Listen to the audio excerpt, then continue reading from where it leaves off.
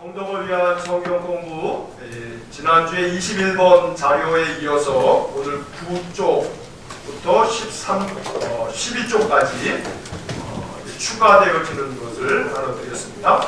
자, 지난주에 우리 예레미야 공부를 하면서 말씀드린 것들을 다시 한번 정리를 한번 해보겠습니다. 지난주 자료를 한번 보시고 항상 그 나눠드린 자료의 1번이 중요하다 하는 말씀을 이제 여러 번 드렸죠. 자, 지난주 1번에서 예레미야는 남유다의 죄에 대한 하나님의 심판을 선언한 책이다. 그러니까 이 얘기는 뭐냐면 그 유다의 죄에 대한이라고 하는 것은 남유다를 얘기하는 거예요. 제가 이제 지난주에 그 유다에 대한 말이 이 야곱의 아들들, 12아들들 중에서 유다라는 아들이 있지만 그 유다는 통일왕국, 사울왕, 다윗왕, 솔로몬왕 그 이후에 솔로몬 이후에 북이스라엘과 남유다로 이 나라가 둘로 분열되어지면서 남쪽에 있는 나라를 유다라고 부른다 하는 말씀을 드린 바가 있습니다. 그러니까 이 예레미야서는 남유다, 남왕국 유다의 심판을 예언한 책이에요. 그럼 북왕국 이스라엘은 이미 예전에 사라져 버렸단 말이에요. 그래서 북왕국 이스라엘은 우리가 이제 지금 계속 반복하면서 이제 공부하는 이스라엘 역사 가운데 북왕국 이스라엘은 BC 722년에 나라가 망한 거예요. 그러니까 우리가 자주 보게 되는 그런 연도는 중요한 연도들은 우리가 조금 이제 알고 있어야 이 구약은 역사가 어렵기 때문에 구약이 어렵게 느껴지는 거거든요. 그러니까 역사는 기본적으로 연대가 어떻게 되는가라고 하는 그 몇 가지를 조금 알고 있으면 그러면 우리가 훨씬 더 구약 성경을 이해하는 데 도움이 된단 말이죠. 자, 북왕국, 이 북왕국을 나라 이름을 뭐라고 한다 했어요? 이스라엘이라 한다라고 했어요. 722년에 나라가 망했어요. 누구에게 망했냐면 아수르에게 망했단 말이에요. 성경에는 아수르라고 되어 있고 우리가 중고등학교 때, 고등학교 때 세계사를 공부하거나 그럴 때는 아시리아라고 하는 그런 말로 세계사 공부할 때는 교과서에는 그렇게 쓰여져 있어요. 성경은 아수르라고 되어 있어요. 그러니까 예레미야가 활동하던 시대는 이것보다 150여 년 훨씬 뒤쪽에 100년이 훨씬 더 되겠어요.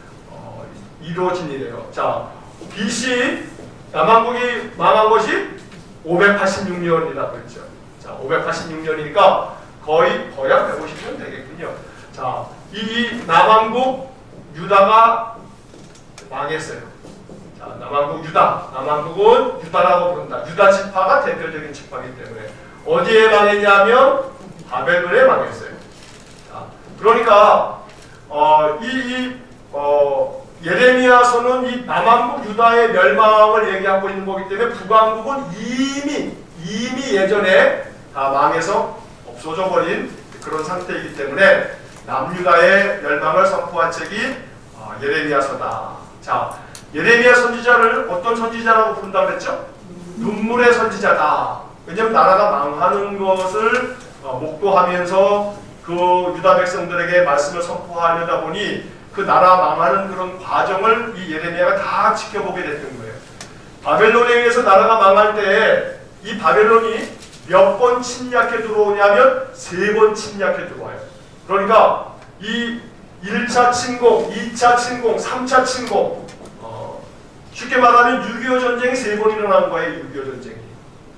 북쪽에서부터 아수르가 쳐들어 와서 이렇게 북쪽에서 이제 이 나라가 망하고 난 다음에 또 이 아수르를 바벨론이 침공해 가면서 이 바벨론이 북쪽에서부터 내려오면서 1차, 2차, 3차 침공을 하는 과정에서 남왕국이 완전히 망한 3차 침공이 586년에 완전히 다 망해버렸어요. 그러면서 이 3번의 전쟁을 예레미야가 다 경험하면서 너무나 고통스러운 이 나라의 멸망하는 모습 속에서 눈물을 많이 흘린 그런 선지자이기 때문에 눈물의 선지자다라고 하는 말씀도 드렸어요.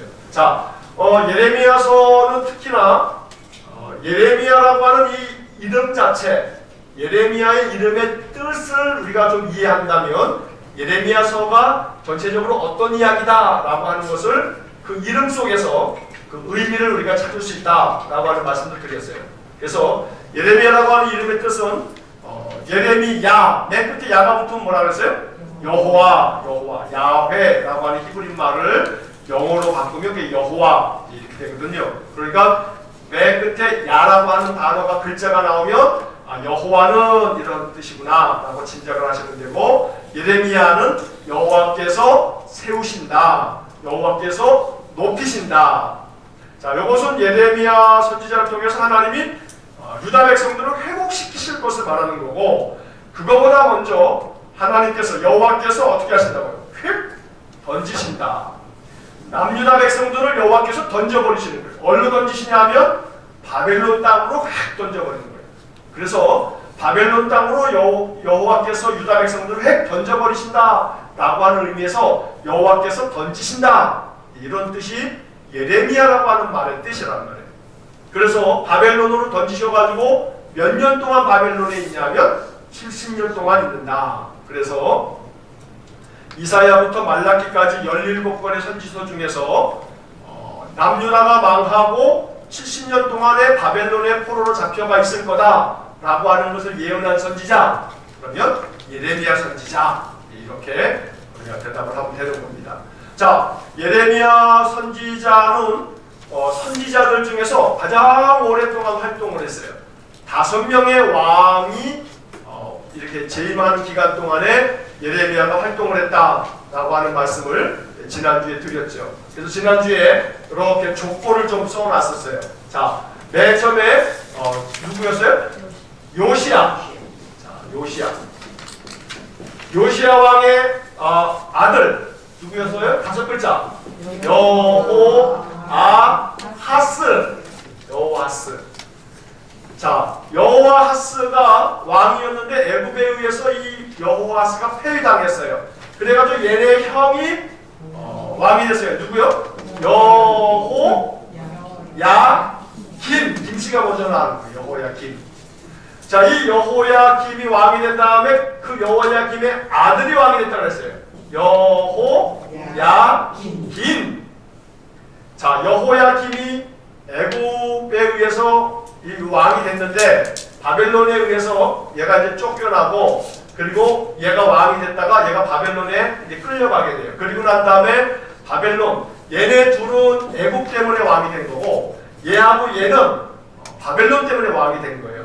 자, 여호야김이 왕 자리에서 이제 쫓겨나고 난 다음에 어디로 누가 왕이 되냐면 시드기야는 여호야김의 삼촌이란 말이에요. 이건 자기네 아버지의 동생인 거죠.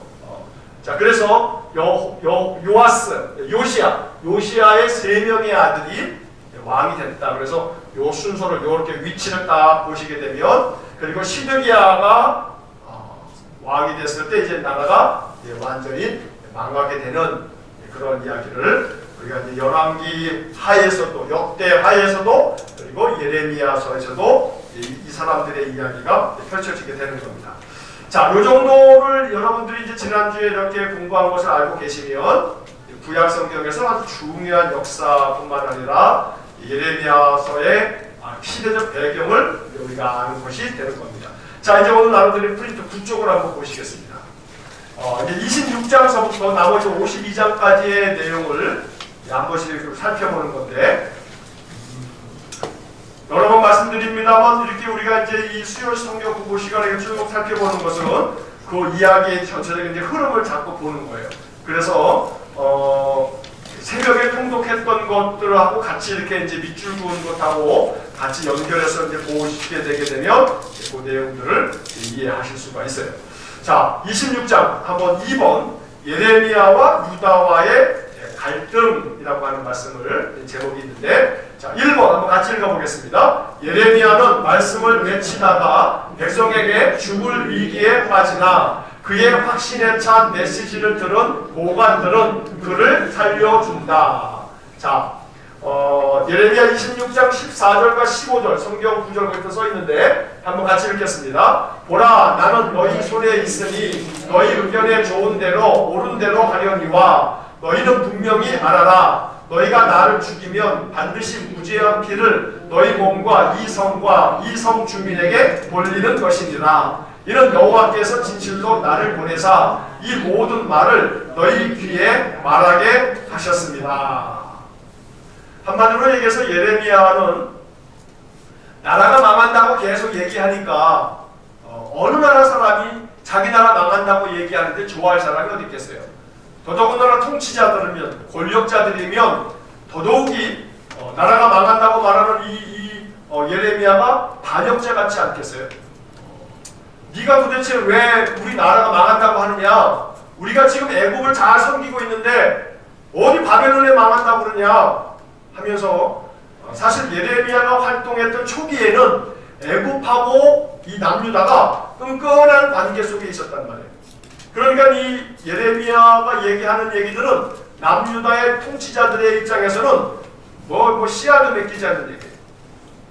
예를 들어서 지금으로 얘기하자면 우리의 혈맹, 다 혈맹이라고까지 말하지 않습니까? 우리의 우방, 어느 나라예요? 미국이죠, 미국. 미국이 우리 이 보수적인 사람들은 거기는 혈맹이다, 피로 맺은 동맹이다, 이제 그렇게 얘기하지 않습니까? 근데 만약에 예를 들어 서울에 있는 저 큰 교회, 영락교회라든가 소망교회라든가 대형교회 목회자가 계속 얘기하는 거예요. 대한민국이 저 중국의 침공을 받아서 이 나라가 망할 거다 라고 계속 얘기하는 거예요.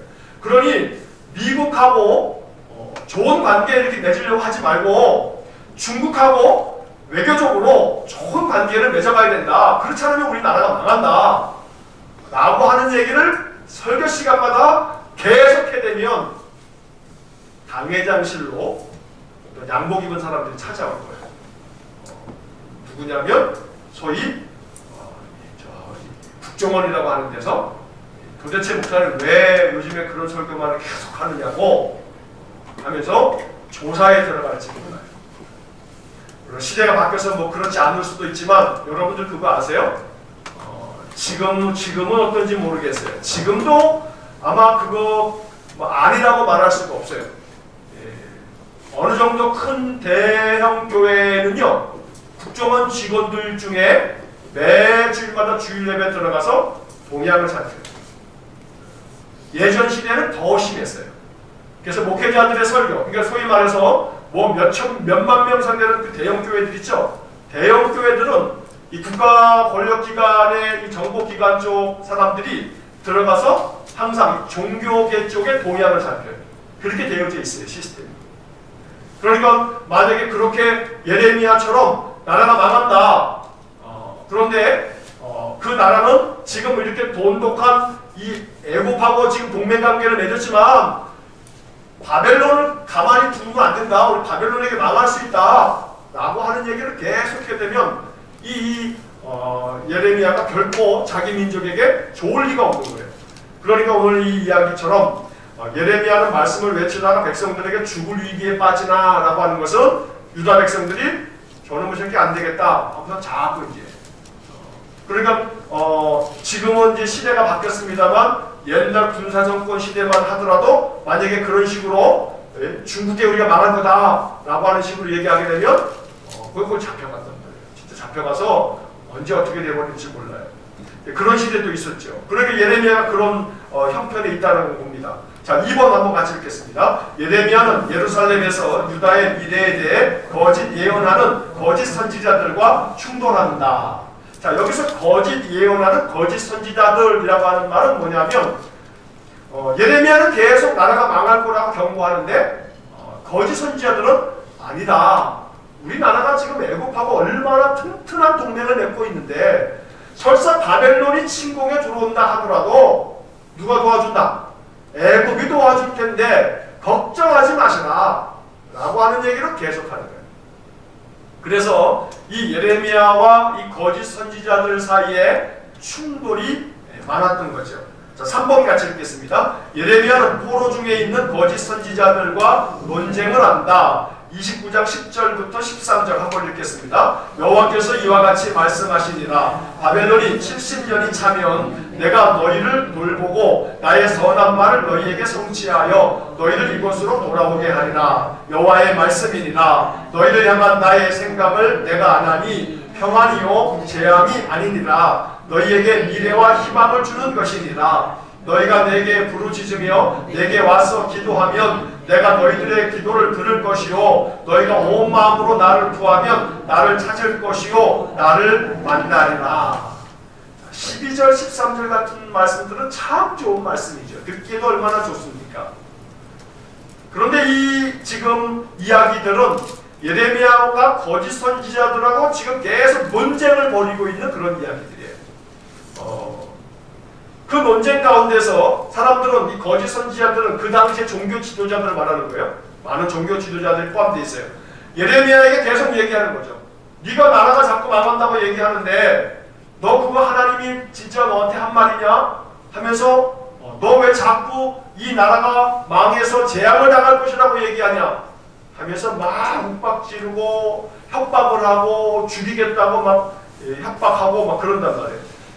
이에 대해서 11절에서 예레미야가 얘기하는 것은 여호와의 말씀이다. 너희를 향한 나의 생각을 내가 아나니 평안이요 재앙이 아니다. 나라가 망한다고 지금 자꾸 얘기하고 있는 것은 재앙을 얘기하려고 하는 게 아니라 이 경고의 말씀을 듣고 뭐 하라고요? 평안하라고 얘기하는 거다. 그런데 너희들이 자꾸 내가 재앙을 얘기한다고 재앙을 얘기하는 줄 아는데 그게 아니다 하면서 이제 예레미야가 자꾸 이제 자기의 주장을 하나님의 말씀을 계속 전하고 있는 겁니다. 자, 그러나 결국 이 예레미야의 이야기를 유다 백성들이 들어야 안 들어요? 안 들어요. 들을 귀가 막혀 있는 거예요. 결국은 이 들을 귀가 막혀 있는 것 때문에 남유다가 근 200여 년 동안의 솔로몬 이후에 나라 왕국을 쭉 이어오다가 결국은 남유다도 망하게 돼버린 거예요. 자, 3번을 보시겠습니다. 이스라엘과 유다를 향한 위로. 자, 이 예레미야 30장부터 33장까지는 특별히 뭐라고 부르냐면 위로의 책이라고 불러요. 예레미야 1장부터 52장까지 중에서 이 30장에서 33장까지 나오는 말씀이 쉽게 말하면 좋은 말씀이 여기에 다 있어요. 예레미야는 심판만 가득 얘기하고 있거든요. 심판에 대한 이야기가 다른 선지서들보다 훨씬 더 많아요. 그럼에도 불구하고 이 예레미야 선지서도 역시 선지자들의 글이 그렇듯이 심판과 함께 회복을 얘기하는 것, 위로를 얘기하시는 것, 이것이 예레미야에도 포함되어 있는데 30장부터 33장까지다. 그러니까 여러분들 이제 오늘 공부에서는 요거 한 가지를 기억하시면 좋아요. 자, 예레미야는 1장부터 몇 장까지 있다고요? 52장까지 있다. 그런데 그 중에서 위로의 말씀, 회복의 말씀이 담겨져 있는 것은 30장에서 33장까지다. 넉 장, 30, 31, 32, 33. 요 넉 장 안에 위로의 말씀, 정말로 하나님이 우리에게도 들려주시고자 원하는 그런 말씀들이 적혀져 있다는 거죠.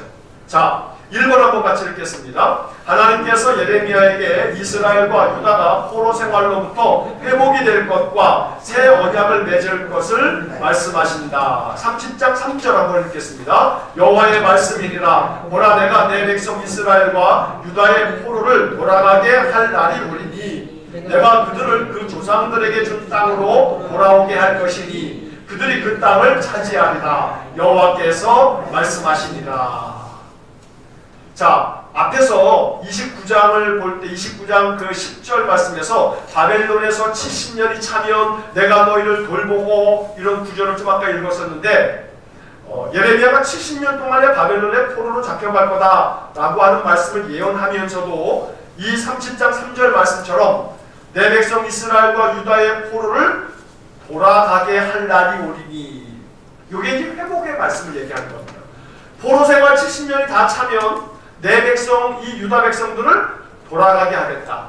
원래 그들의 조상들에게 준 땅으로 돌아가서 그들이 그 땅을 차지하게끔 만들어주겠다 라고 하나님께서 약속하고 계시는 겁니다. 자, 그러면 여기서 한 가지 이제 우리가 눈여겨볼 것은 뭐냐면, 자, 예레미야가 이 586년에 나라가 망할 때 이 멸망을, 나라가 망할 거다 라고 하는 멸망을 예언했어요. 그런데 우리가 이 성경의 이야기들을 가만히 살펴보면 나라가 망할 다음에 몇 년이요? 70년이 차면 다시금 나라가 회복될 거다 라고 말씀하고 있어요. 그러면 이 이야기가 뭘 의미하는 거냐면 멸망할 즈음에 예레미야가 예언한 거예요. 멸망하기 전에 니네가 망한다 하고 예언한 거거든요. 근데 멸망하기 전에 어느 시점에 예언한 건데 뭐까지 예언하고 있냐면 회복까지 미리 예언하고 있단 말이에요. 그러면 이 70년이 차게 되면 유다가 회복되어서 그 땅으로 돌아오겠다라고 하는 이야기를 미리 말씀해 주셨다라고 하는 것은 이미 멸망과 함께 회복까지도 하나님께서 다 어떻게 해 놓으신 거예요? 미리 정해 놓으셨다는 거예요. 계획해 놓으셨다는 거예요. 다시 말하면 이 멸망하고 난 다음에 70년 동안에 유다 백성들이 회개하고 다시 새 마음을 먹었기 때문에 회복을 주시는 게 아니고 그들이 회개하고 뭐 돌아서고 새 마음 먹고 이런 것도 하기 전에 멸망도 하기 전에 이미 하나님께서는 멸망하실 것과 회복하실 것을 미리 말씀해 주시더라 이 말이에요. 결국은 이건 뭘 얘기하고 있는 거냐면 우리 인생의 삶에 이 세상 나라의 흥망성쇠도 그렇고 한 개인의 삶의 모든 것들도 다 하나님의 섭리 가운데 있다라고 하는 이야기를 이 예레미야서는 우리에게 들려주고 있는 겁니다. 그래서 우리가 이 말씀을 읽으면서 우리들의 마음속에 기도는 이런 기도를 할 수 있어야 돼요. 하나님께서 내 인생 가운데 정하신 일들 어찌 보게 되면 이 멸망이라고 하는 것은 참 쓰리쓰는 거예요. 개인의 삶에서도 나라가 망하는 것처럼 한 개인의 인생의 삶에서도 힘들고 어려운 시련과 역경의 때들이 있거든요.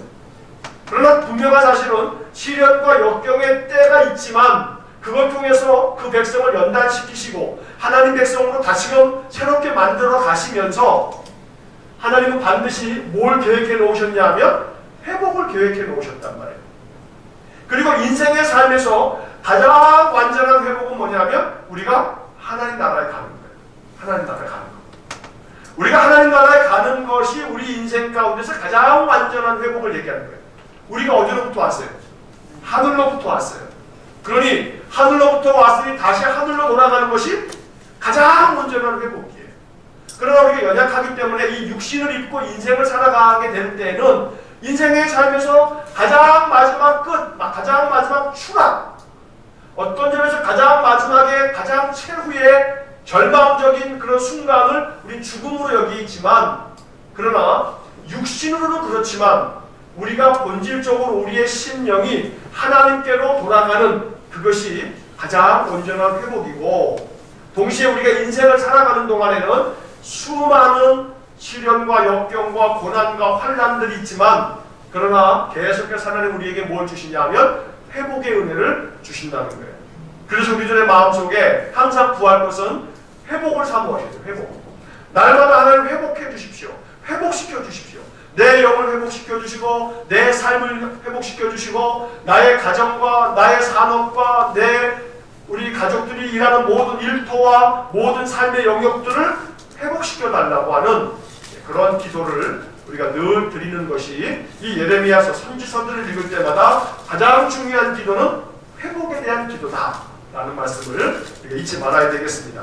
자, 2번을 한번 같이 보겠습니다. 하나님께서 궁중 시위대들에 갇혀있는 예레미야에게 예루살렘 성의 회복과 영원한 언약에 대한 약속을 주시며 언약을 재확인하십니다. 자, 그 뒷페이지에 보면 32장 40절과 41절 성경 구절 나옵니다. 한번 같이 읽겠습니다. 시작. 내가 그들에게 복을 주기 위하여 그들을 떠나지 아니하리라 하는 영원한 언약을 그들에게 세우고 나를 경외함을 그들의 마음에 두어 나를 떠나지 않게 하고 내가 기쁨으로 그들에게 복을 주되 분명히 나의 마음과 정성을 다하여 그들을 이 땅에 심으리라. 얼마나 좋은 말씀입니까? 내가 그들에게 복을 주기 위하여 그들을 떠나지 아니하리라. 얼마나 좋은 말씀입니다. 이러한 약속의 말씀을 마음에 이제 품고 기도하는 거예요. 이런 한 구절들을 그냥 마음판에다가 그냥 새겨놓으세요. 외워버리세요. 자, 내가 그들에게 복을 주기 위하여 그들을 떠나지 아니하리라. 이 그들에게라고 하는, 이 그들이라고 하는 말 대신에 누구를 집어넣어야겠어요? 나 자신. 하나님께서 나 자신, 아무개에게 복을 주기 위하여 아무개를 떠나지 아니하리라 하고 내 자신의 이름을 그들이라고 하는 말 대신에 자기 이름을 그 위에다가 하나 써놓으세요. 하나님의 말씀에 내가 김진정에게 복을 주기 위하여 김진정을 떠나지 아니하리라. 여러분들의 이름을 그들이라고 하는 말 위에 자기 이름을 써놓는 거예요. 그래서 날마다 이 말씀을 예레미야 32장 40절 말씀, 내가 그들에게 복을 주기 위하여 그들을 떠나지 아니하리라, 이렇게 말씀하셨단 말이에요. 자, 그 말씀이 하나님의 약속인데 예레미야는 이 구절을 쓰면서 뭐라고 얘기하냐면 그것이 영원한 언약이다. 단순한 언약이 아니라 영원한 약속이라고 말씀하고 있어요. 자, 이렇게 이 영원한 언약을 그들에게 세워주시고 나를 경외함을 그들의 마음에 주어 나를 떠나지 않게 하고, 다시 말하면 하나님께서 하나님의 백성들의 마음속에 하나님을 경외할 마음까지 집어넣어 주셨다. 그래서 하나님을 떠나지 않게 그들의 마음에 그러한 믿음의 마음까지 주시면서 기쁨으로 그들에게 복을 주되 분명히 나의 마음과 정성을 다하여 그들을 이 땅에 심으리라. 이렇게 아주 소중한 회복의 말씀을 예레미야를 통해서 들려주셨던 거예요. 나라가 망하기 전에 말이에요. 그러나 이러한 말씀도 다 이 소용이 없었어요. 자, 유다에게 임할 멸망 34장부터 45장까지 남유다가 망할 것이라는 얘기를 이제 좀 더 구체적으로 예레미야가 계속 반복합니다. 1번 같이 읽겠습니다. 하나님께서는 예레미야에게 유다의 멸망 직전에 일어날 일을 말씀하신다. 2번, 하나님께서 예레미야에게 유다가 함락되는 기간 동안에 일어날 사건을 말씀하신다. 그 밑에 것 쭉 읽겠습니다. 느부갓네살이 시드기야를 유다 왕으로 삼고 예레미야는 잡혀서 애를 맞고 웅덩이에 갇힌다. 예레미야의 대적들은 예레미야를 물도 없고 진창꾼인 구덩이에 집어넣는다. 예레미야는 시드기야를 다시 대면한 후에 예루살렘이 함락될 때까지 옥에 머문다. 예루살렘이 함락되고 예레미야는 석방된다. 자, 37장부터 39장까지 나오는 요 이야기들이 결국은 유다가 함락되어지는 39장에서 유다가 완전히 바벨론에 멸망당하는 그 이야기가 적혀져 있는 겁니다. 자, 3번 같이 읽겠습니다. 하나님께서 예레미야에게 유다 멸망 이후에 있을 일을 말씀하신다. 예레미야 40장에서 44장은 예루살렘이 파멸될 때 살아남아 유다와 그 인근 지역에 머물렀던 사람들에게 초점을 맞춘 메시지이다. 예레미야도 하나님의 명령대로 유다에 남아서 메시지를 전하지만 백성들은 여전히 불순종한다. 나라가 망할 것이라고 예언한 말씀대로 다 나라가 망했고 39장에서 자 40장부터 44장까지는 나라가 망한 이후에 어떻게 될 것인가에 대해서 예레미야에게 하나님이 미리 알려주셨어요. 예레미야가 이것을 쭉 선포했지만 역시 마찬가지로 나라가 망한 뒤에도 유다 백성들은 눈 하나 깜짝 안 해요. 예레미야가 말한 대로 나라가 망했음에도 불구하고 절대 말 안 들어요. 마치 우리들의 모습과 다른 건 없어요. 예레미야서 이 선지서들을 바라보면서 우리는 항상 우리의 모습입니다. 이게 내 모습입니다. 라고 하는 그런 고백을 항상 하면서 선지서를 읽는다면 선지서를 읽는 가장 바른 자세일 거예요. 왜냐하면 우리도 하나님의 말씀을 듣는 것 같지만 다 듣는데 가끔 어떤 것들은 정말 안 듣는 것들이 있거든요. 그러니 오늘 이 유다 백성들이 나라가 망할 때까지 계속 너희들 하나님 말씀대로 순종해라 그렇지만 망한다 했는데 결국 망했거든요. 망했으면 이제 좀 알아듣고 선지자에게 어떻게 하면 되겠느냐고 이제 물어야 되는데 너희가 망한 뒤에는 이렇게 될 거다라고 얘기해도 징글징글하게 말 안 들어요. 유다 백성도 진짜 아주 징해요, 징해. 자, 자, 4번 한번 같이 읽겠습니다. 하나님께서 예레미야를 통해 낙담한 바룩에게 구원을 약속하신다. 예레미야의 두루마리를 위기 상황에서 받아 적었던 바룩은 그에 대한 보상으로 온 세상에 재앙이 있어도 그는 살 것이라는 약속을 받는다. 예레미야서는 바룩이라고 하는 사람에게 예레미야가 이렇게 쓰라고 쭉 불러주는 것을 바룩이라는 사람이 서기관이 돼서 쫙 기록을 한 거거든요. 근데 그 바룩이 예레미야 선지자가 말해주는 것을 쫙 받아 적다 보니까 너무너무 낙담이 되는 거예요. 물론 위로의 말씀이 일부분 있지만 예레미야서 전체를 기록하는 과정 속에서 얼마나 두렵고 떨려요. 하나님 이렇게 심판하신다라고 하는 것을 조목조목 말씀해 주셨는데 느부갓네살 바벨론 왕에 의해서 시드기야가 어떻게 될 것이다 이런 얘기를 다 들려주셨는데도 말 안 듣다가 그대로 다 됐거든요. 그러니까 듣는 사람은 그냥 건성으로 듣거든요. 들었다가 휙 나가버려요.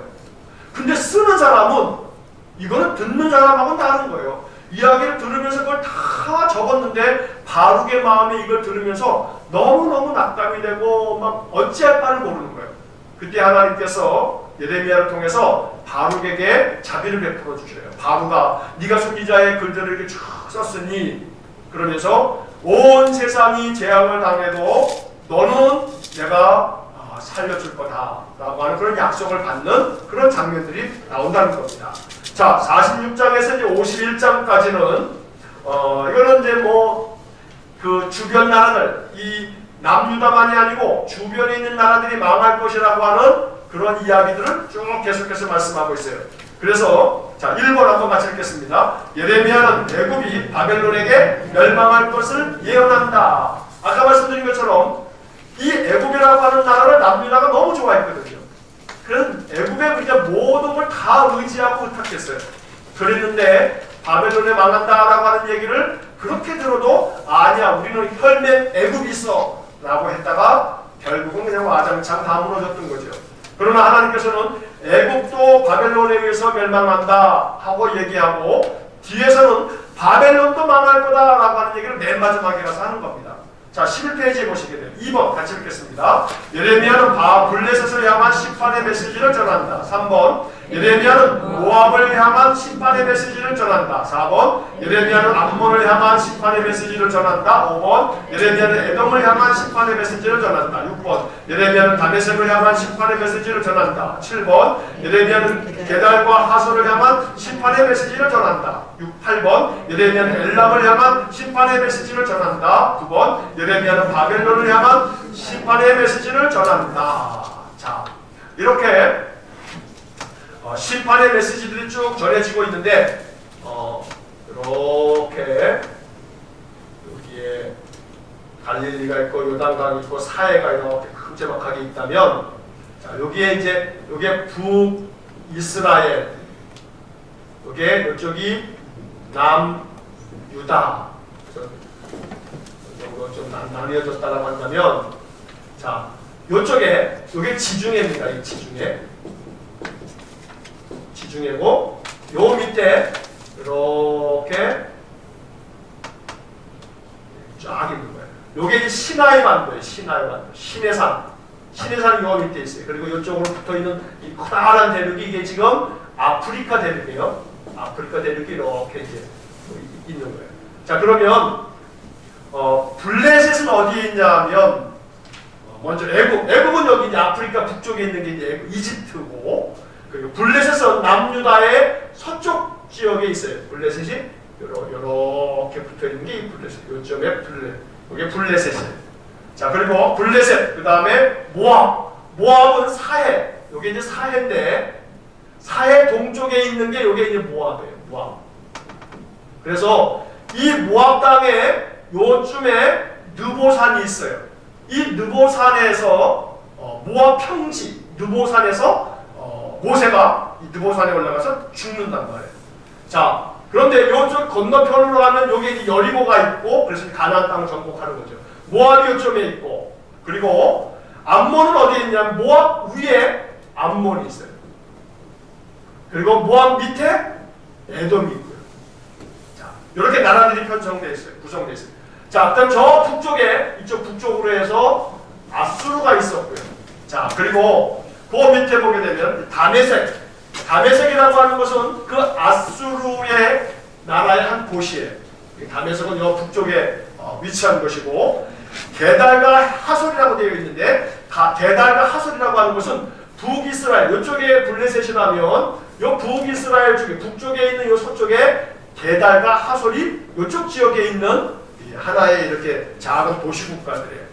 엘람이라고 하는 것은 이쪽 완전 동쪽에, 지금으로 얘기하면 이란 요쪽에 이 유프라테스 티그리스 강이 쫙 흘러가는 여기에 이제 바벨론 땅이 있는데, 이 바벨론 옆에 엘람이라고 하는 나라가 있었어요. 그러니까 완전히 동쪽이죠. 자, 이런 나라들이 지금 이 예레미야가 얘기하는 모든 나라들이에요. 애굽, 모압, 암몬, 에돔, 블레셋, 게달과 하솔, 다메섹, 바벨론, 엘람, 이런 나라들이 다 하나님의 심판을 받을 것이다, 멸망할 거다 라고 하는 얘기를 아주 길게 46장부터 51장까지 이야기가 쭉 펼쳐지고 있어요. 그래서 너희들이 이렇게 망할 거다 하면서 여러 가지 지명들이 나오고 그러기 때문에 우리가 이 부분을 읽을 때는 아이고 이게 무슨 말인지도 모르겠다 하면서 그냥 막 읽을 수밖에 없어요. 그런 것들은 사실은 그다지 중요한 건 아니에요. 그러니까 예레미야 46장부터 51장까지는 이런 못된 놈들이 남유다를 그토록 괴롭혔거든요. 계속 집적거리고 그러는 거예요. 그랬을 때 니네들 다 망할 거야 하는 얘기를 하고 있는 거죠. 자, 마지막으로 D번 예루살렘의 멸망 52장 마지막 장입니다. 자, 1번 같이 읽겠습니다. 바벨론의 느부갓네살 왕이 예루살렘을 침공하고 시드기야의 눈을 빼고 바벨론으로 끌고 간다. 2번 바벨론은 예루살렘을 파괴하고 성전의 모든 기구를 바벨론으로 가지고 가고 유다 백성을 포로로 잡아간다. 3번 유다의 여호야긴 왕은 바벨론에 잡혀간 지 37년 만에 석방이 되고 바벨론에서 좋은 대우를 받는다. 자, 이러면서 예레미야가 끝나게 돼요.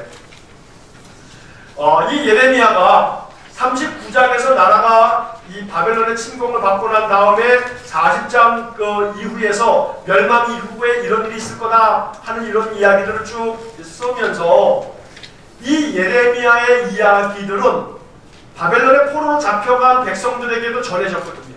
예레미야가 이제 이후에 어떻게 된다라고 하는 것을.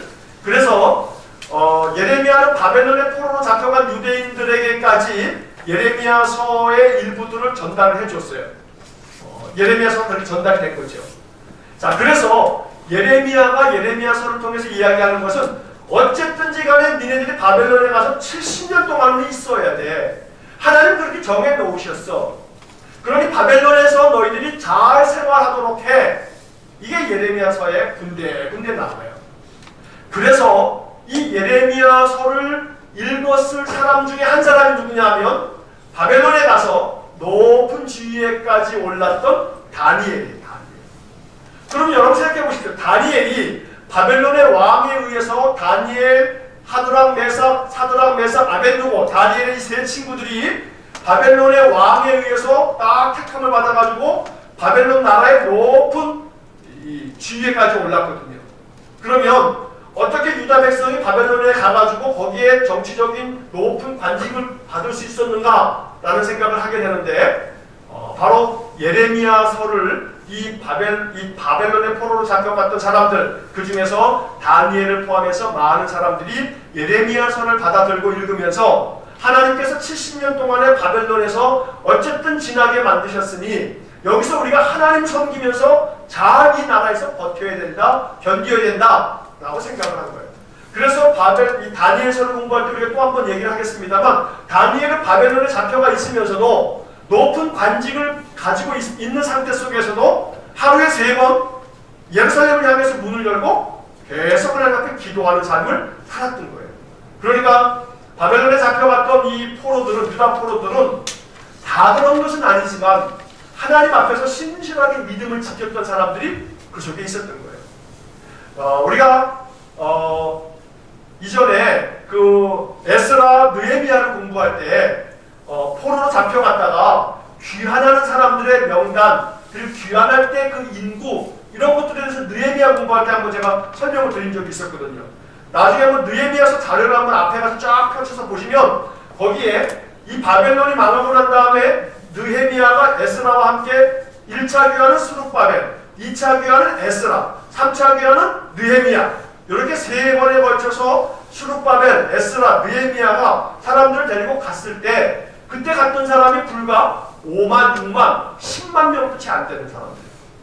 그럼 그 얘기는 뭐냐 하면 이 바벨론에 가서 70년 동안에 신앙을 온전히 지키면서 예루살렘을 간절히 고대하고 고대했던 사람들이 10만 명도 안 된다는 거예요. 나머지는 다 어떻게 됐어요? 바벨론에 다 귀화되고 바벨론 사람처럼 그냥 동화되고 그러면서 살았던 사람도 많았다는 거예요. 그래 바벨론에서 해방이 돼서 70년 만에 예루살렘으로 돌아갈 때에도 역시 마찬가지로 포로로 잡혀갔던 사람은 다 돌아간 게 아니고요. 그 중에 일부만 70년 동안에 조상들로부터 70년 세월이니까 아버지 할아버지 때부터 여호와 신앙을 가지고 있었던 그런 사람들만 본국으로 돌아가는 그런 것이 바로 이제 그 이후에 다니엘서라든가 그런 그 이후에 이 느헤미야서에서 우리가 봤던 그런 내용들이다라고 하는 말씀입니다. 자, 그래서 그런 점이 뭘 가르쳐 주는가 하면 70년이라고 하는 기간 동안에 하나님은 완전히 이 유다 백성들을 바벨론으로 싹 옮겨가지고 도대체 여기서 말을 안 들으니까 이쪽으로 다 잡아가서 여기서 하나님 백성들이 거룩한 삶을 살기를 원해서 70년 동안에 이 고난의 풀무불 속에 집어넣었지만 그 풀무불 속에서 잘 견디고 남은 사람들이 예루살렘으로 다시금 돌아가서 성전도 재건하고 다시 하나님의 거룩한 백성으로서의 삶을 살아가게 된다는 거예요. 그래서 바벨론은 일명 뭐라고 얘기하냐면 이건 고난의 풀무불이에요. 풀무불. 70년 동안의 풀무불 속에서 집어넣었다가 그 70년 동안의 풀무불 속에서 잘 견뎌서 그 믿음이 정금같이 나온 사람들이 예루살렘으로 느헤미야, 에스라, 스룹바벨과 함께 되돌아가서 이 10만 명도 안 되는 6, 7만 명 정도 되는 사람들이 다시금 이 유다 땅에 돌아와서 성전도 재건하고 성벽도 다시 재건해서 보수하고 그리고 하나님의 거룩한 백성으로서의 삶을 다시 살게 되었다 이 말이죠. 그래서 오늘 우리들은 이 예레미야서를 공부하면서 아무리 인생의 삶에 고난과 시련과 역경이 많아도 어떻게 해야 된다고요? 견디어야 되는 거예요. 이겨야 되는 거예요. 지키고 그 속에서도 신앙을 잘 유지해야 되는 거예요. 바로 그 신앙을 고난의 풀무불 속에서도 신앙을 잘 유지한 사람 에스겔 이후에 우리가 다니엘을 공부하면서 공부한 거란 말이에요. 그래서 다니엘은 풀무불 속에 집어넣었을 때도 살아나오고 사자굴 속에 들어갔다가도 살아나오고 그럼 다니엘서 공부할 때 또 한 번 말씀드리겠습니다만 다니엘에서 얘기하고 있는 사자굴과 풀무불이 뭐냐면 그게 바벨론의 이 유다 백성들이 70년 동안에 이 풀무불 속에 던져지고 사자굴 속에 던져지고 그럼에도 불구하고 그때마다 다니엘도 살아났고 다니엘의 세 친구들도 다 살아났어요. 다니엘서는 바로 그걸 얘기하고 있는 거거든요. 그러면 결국은 예레미야를 통해서 미리 우리에게 알려주신 이 말씀이 다니엘을 통해서 확실하게 증명이 되는 이 메시지는 오늘 우리들의 삶 속에서도 내 인생의 삶이 힘들고 고난과 역경과 굉장히 말할 수 없는 고통들이 연속되어질 때 우리는 무슨 생각해야 되냐면 내가 지금 어디에 있다? 바벨론에 있다. 내가 지금 바벨론에 있다. 자, 이 바벨론에서 신앙을 지켜야 된다. 신앙을 가지고 견뎌야 된다. 70년이 지나면 회복될 거다. 알른이 죽지 70년이면 내가 몇 살인데 여러분 생각해보시면 70년 인생 70이요 강권하면 80이라고 모세도 10편 90편에서 얘기하는데 70년 동안의 고난의 풀무불 아이고 그런데 그 70년이라고 하는 그 숫자는 상징적 의미가 있다라고 하는 거예요. 여러분 70이라고 하는 것은 7 곱하기 10을 얘기하는 거예요. 그런데 성경에서 말하고 있는 이 숫자들은 다 나름대로의 그 의도가 담겨져 있는 거거든요. 그럼 70년이 10이라고 하는 것은 완전 숫자예요. 유대인들도 마찬가지고 이 동서복음에 10 우리가 대부분 다 10진법을 써요. 물론 요즘에 디지털 시대는 2진법을 쓰고 있지만 기본적으로 우리는 이 아날로그 시대가 몇천 년 이 디지털화 되기 전까지는 다 거의 10진법을 썼단 말이에요. 10이라고 하는 것은 완전 숫자를 얘기하는 거예요. 자, 7이라고 하는 것은 뭐 서양 사람들은 럭키 세븐 이렇게 얘기하지만 7도 역시 마찬가지로 완전 숫자 중에 하나예요. 완전 숫자. 다시 말하면 이 7이라고 하는 것은 하늘의 숫자는 3이고요. 땅의 숫자는 4예요. 이게 상징적으로 성경 속에서 나오는 숫자가 가지고 있는 의미들이에요. 그러니까 하늘과 땅이 합쳐진 숫자가 뭐냐면 7이라고 하는 숫자예요. 근데 그 7이라고 하는 완전 숫자에다가 하늘과 땅이 합쳐진 숫자에다가 완전 숫자 10을 곱했으니까 이건 뭐예요? 70이라고 하는 완전 숫자에다가 완전 수를 곱한 거예요. 완전하다. 결국 뭐냐 하면 바벨론에서 70년 동안 이 살았다라고 하는 것은 단순히 연대가 70년이라고 하는 그 연수를 얘기하는 것이기도 하지만 역사적으로는 그렇지만 의미에 있어서는 왜 하나님이 하필이면 70년이냐 60년도 있고 80년도 있는데 70년으로 한 이유는 완전히 니네들이 바벨론에서 완전히 무너지고 고난의 끝까지 가봐라. 그 고난의 끝에서 내가 너희들을 불러내겠다라고 말하는 거예요.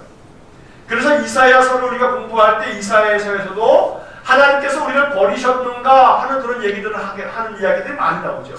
어찌 하나님께서 너희들을 잊겠느냐, 하나님 너희를 손바닥에 새겼다, 이런 말씀들을 하는 거예요. 왜냐하면 끝까지 가는 거예요. 끝까지. 그래서 그럼에도 불구하고 70년이 차면 하나님을 회복시키신다. 그런 70년 동안 믿음을 지키고 견뎌야 된다. 이게 예레미야서가 우리에게 들려주는 말씀들이에요. 다시 말해서 이러한 예레미야서, 다니엘서, 선지서들이 이야기하는 메시지를 오늘 우리에게로 가져오게 되면 인생의 삶, 근 70년의 세월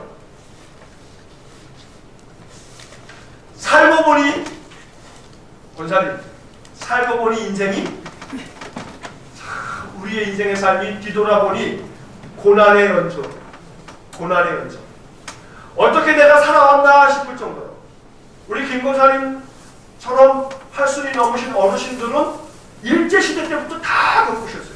전쟁도 겪으시고 그 긴 세월 동안을 일제 침략기부터 쭉 세월을 다 합해보게 되면 바벨론의 포로로 잡혀갔던 이 유다 백성들의 그 인생 여정하고 다를 바가 없을 만큼 이 고난의 우리나라의 가장 고난의 때를 살아오신 어르신들이거든요.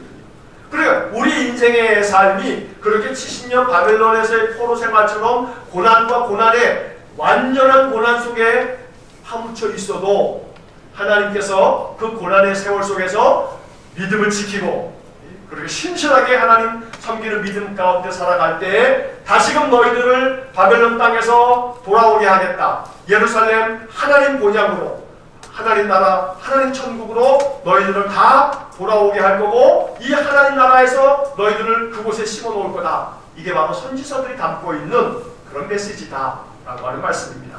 자, 이제 마지막 페이지 12페이지입니다. 예레미야의 주제는 유다의 심판이고요. 예레미야의 목적 두 가지 한번 읽어보겠습니다. 하나님의 백성에게 하나님께서 자신의 백성과 세상을 심판하신다는 것을 상기시키기 위해 기록되었다. 2번, 우리가 비록 실패하여 하나님께서 우리를 심판하실지라도 하나님께서는 우리를 회복시키시고 자신의 계획을 이루어 가신다는 것을 보여주시기 위해 기록되었다. 자, 예레미야의 기록 목적은 바로 여기에 있어요. 심판하실 거다. 자기 백성도 세상도 하나님 심판하신다. 이걸 기억해라. 이게 예레미야서의 기록 목적이고, 두 번째로는 그러나 심판하실지라도 우리를 어떻게 하신다고요? 회복하실 거다. 이게 약속의 말씀이에요. 그러니까 우리는 심판에 초점을 맞추지 말고 어디에 초점을 맞춰야 돼요? 회복에 초점을 맞춰야 돼요. 하나님은 반드시 우리를 회복시키실 거다. 바벨론에서 돌아갈 때까지 마지막 부분에 살았던 사람들은 그나마 돌아가는 것까지 보죠. 그러나 맨 처음에 망했을 때 잡혀온 사람들은 바벨론에서 생애를 다 마쳤을 거예요. 70년이니까 말이에요. 그들에게는 바벨론에서 죽는구나, 결국은 고향 땅으로 돌아가 보지도 못하고 죽는구나 하면서 죽었을 거예요. 그러나 그럼에도 불구하고 하나님께서는 그들 가운데서 신실한 믿음의 사람들, 그 자손들이 믿음을 지켜가게끔 만들어서 그 믿음을 지켜봤던 자손들이 예루살렘 성으로 다시 돌아오게 하는 은혜를 주시더라 이 말이에요. 그래서 오늘 우리들은 비록 심판을 당하여 인생 가운데서 많은 심판을 당한 것 같은 그런 고난의 연속 같은 인생이라 할지라도 우리를 향하신 하나님의 계획은 회복에 있다라고 하는 말씀을 예레미야를 통해서 꼭 들어야 되겠습니다. 자, 핵심 구절 두 구절을 한번 적어봤습니다. 7장과 29장인데 먼저 앞에 있는 7장 23절과 24절 한번 같이 읽겠습니다. 오직 내가 이것을 그들에게 명령하여 이르기를 너희는 내 목소리를 들으라. 그리하면 나는 너희 하나님이 되겠고 너희는 내 백성이 되리라. 너희는 내가 명령한 모든 길로 걸어가라. 그리하면 복을 받으리라 하였으나 그들이 순종하지 아니하며 귀를 기울이지도 아니하고 자신들의 악한 마음의 꾀와 완악한 대로 행하여 그 등을 내게로 돌리고 그 얼굴을 향하지 아니하였으며. 이래서 유다가 망한 거예요. 자, 여기 23절에서 두 번째 줄에다가 여기다 밑줄을 그으세요. 나는 너희 하나님이 되겠고 너희는 내 백성이 되리라. 이 말씀은 구약성경 전체에서 구약성경에서 매우 중요한 약속이에요. 출애굽기를 읽을 때 출애굽기 20장에서 십계명을 주시기 전에 너희들은 내 백성이 되겠고 나는 너희 하나님이 되겠다 라고 하는 말씀이 거기에도 기록이 되어 있어요. 여러 군데서 이 말씀이 기록되어 있거든요. 구약의 약속 중에서 굉장히 중요한 약속이에요. 그러나 너희들이 말을 듣지 않아 먹었다. 자, 예레미야 29장 10절로 13절 아까 읽었던 말씀인데 한 번 더 읽겠습니다. 여호와께서 이와 같이 말씀하시니라. 바벨론에서 70년이 차면 내가 너희를 돌보고 나의 선한 말을 너희에게 성취하여 너희를 이 땅 이곳으로 돌아오게 하리라. 여호와의 말씀이니라. 너희를 향한 나의 생각을 내가 하나니 평안이요 재앙이 아니니라. 너희에게 미래와 희망을 주는 것이니라. 너희가 내게 부르짖으며 내게 와서 기도하면 내가 너희들의 기도를 들을 것이요 너희가 온 마음으로 나를 구하면 나를 찾을 것이요 나를 만나리라. 제가 생각컨대 이 예레미야 29장 12절 13절의 말씀을 가장 온전히 실천한 사람이 아까 말씀드렸던 다니엘은 바벨론의 포로로 잡혀가 있는 내내 이 예레미야서 29장 12절 13절 아니 그 앞에 있는 11절까지 아마 다니엘의 마음속에 예레미야 29장의 이 말씀이 살아있었을 거예요. 그래서 다니엘은 바벨론에서 하나님께 기도하는 삶을 결코 내려놓지 않고 기도의 삶으로 그 인생을 살았기 때문에 하나님이 그를 하늘의 별과 같이 빛나게 만드셨다는 겁니다. 그래서 오늘 이 예레미야 29장 11절의 마지막 부분에 너희에게 미래와 희망을 주는 것이니라.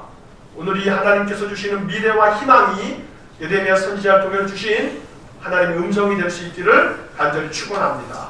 그러기 위해서는 우리가 항상 하나님 앞에 기도하고 온 마음으로 하나님을 구하고 하나님을 찾으면 하나님께서 우리에게 이와 같은 은혜를 분명히 주실 줄로 믿습니다.